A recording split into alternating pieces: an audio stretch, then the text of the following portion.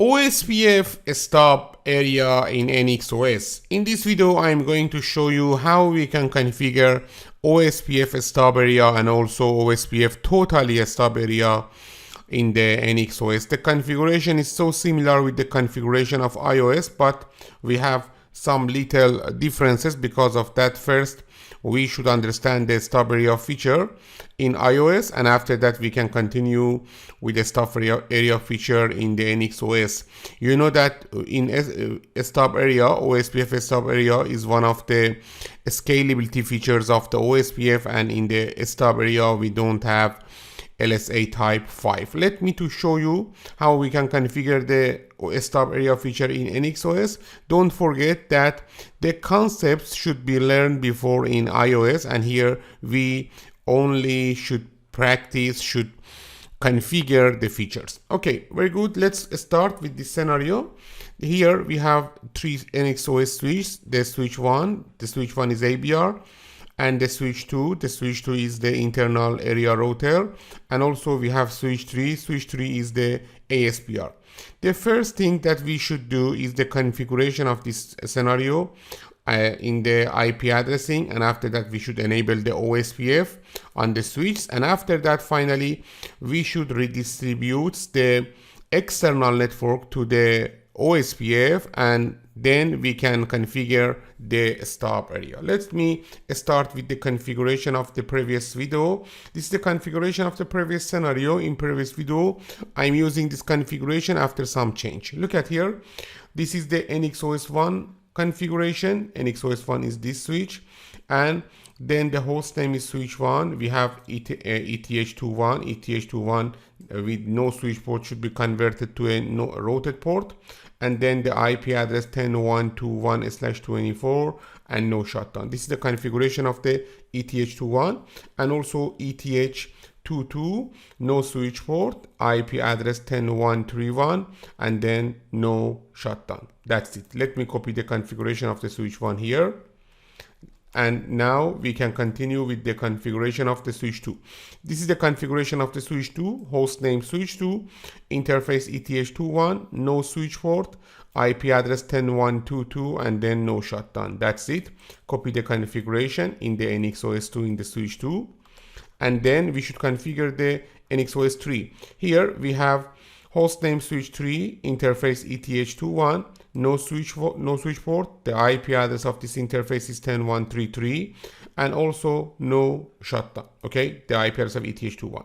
Then we have two loopback interfaces. The first is interface loopback 0 with the IP address of the 172.16.7.1/24. This is the IP address of the first loopback, and also we have another loopback interface loopback 1 with the IP address of the 172.60.11/24. That's it. This is the initial configuration of the switch 3. Let me copy the configuration of switch 3 and pasting on the CLI.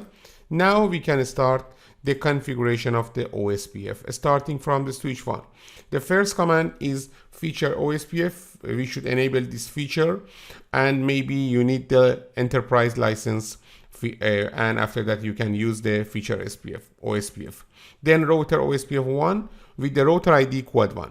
Then interface ETH21, this interface IP router OSPF 1 area 1. You know that this interface now is reside in the area 1, and also interface ETH22 IP router OSPF 1 area 0. Very good. Let me to copy the configuration of switch 1 and pasting on the for example switch 1.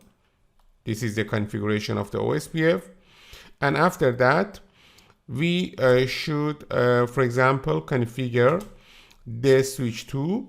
Here is switch 2. If you need, you can enable license grace period, feature OSPF, and then router OSPF 1, router ID quad 2, and for the interface ETH21 we should use this command IP router OSPF 1 area 1. That's it. Let me to copy the configuration of the switch 2 and pasting on the switch 2 CLI. Then we should go to the switch 3. In switch 3, if you need, you can use the license grace period, feature OSPF, router OSPF 1, router ID quad 3, interface ETH21 IP router OSPF1 area 0. That's it. This is the initial configuration of the switch 1, switch 2, and also switch 3. Don't forget, first, as you can see here in switch 3, I didn't enable the feature grace period because this is a titanium image. First, we should use license grace period, and after that, we can use the feature OSPF. Very good. Look at this scenario. The first thing that we should do is the OSPF, checking the OSPF neighborship between these three switches. For example, in NXOS1, I can use show IP OSPF neighbor. We have neighborship with router 2 and also router 3, switch 2 and switch 3. Because of that, for example, in switch 2, if you check, you can find show IP root OSPF. You can find 10130 as inter area root, but we don't have any information about the external networks. I'm going to configure redistribution on the ASPR in the NXOS3.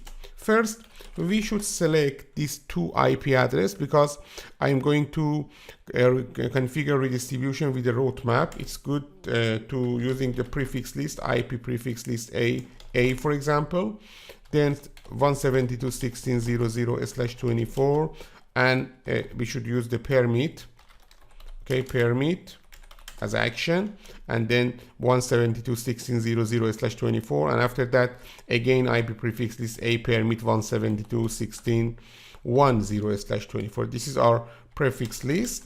Okay, I can use this prefix list for redistribution. Very good. Then we should configure a roadmap. For example, AA permit 10, then match IP address prefix list.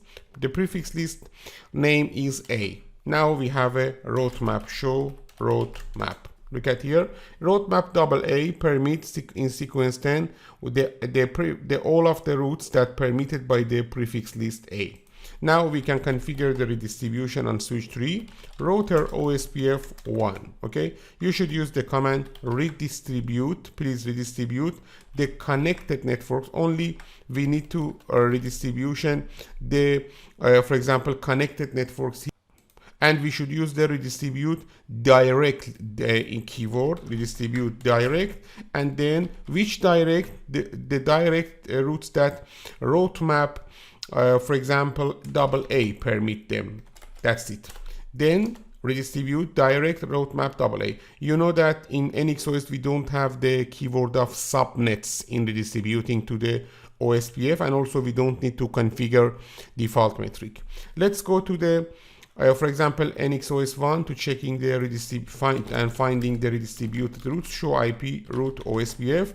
Here you can see that we receive two external network, two external networks in the switch 1, and also we have these two OSPF type external type 2 networks in the NXOS2's routing table, show IP route OSPF. Yes, we have these two routes here. You know that the LSA type 5 can transport between the areas, and because of that NXOS2 now have these two paths. Okay, and also if you want, you can check the connectivity from the switch 2, ping 172.16.0 for example 1. This is the IP address of the loopback 0, and also pings 172.16.11. That's it.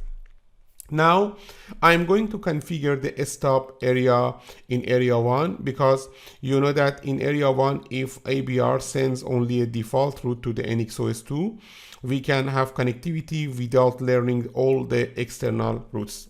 In switch 2, show IP OSPF can show us that area 1, this is area 1, is not for example, a stub area. It's a normal area, okay, or a standard area. Because of that, if you need, you should configure this area as a stub area. First, in NXOS2, you should use this command, router OSPF, such as the iOS router OSPF 1 area 1 stub. Area 1 stop means please don't send LSA type 5 to this area. Area 1 stop. You know that you should configure this command on all of the switches in this area, on all of the routers in this area, because this is one of the neighborship conditions clause. Show IP OSPF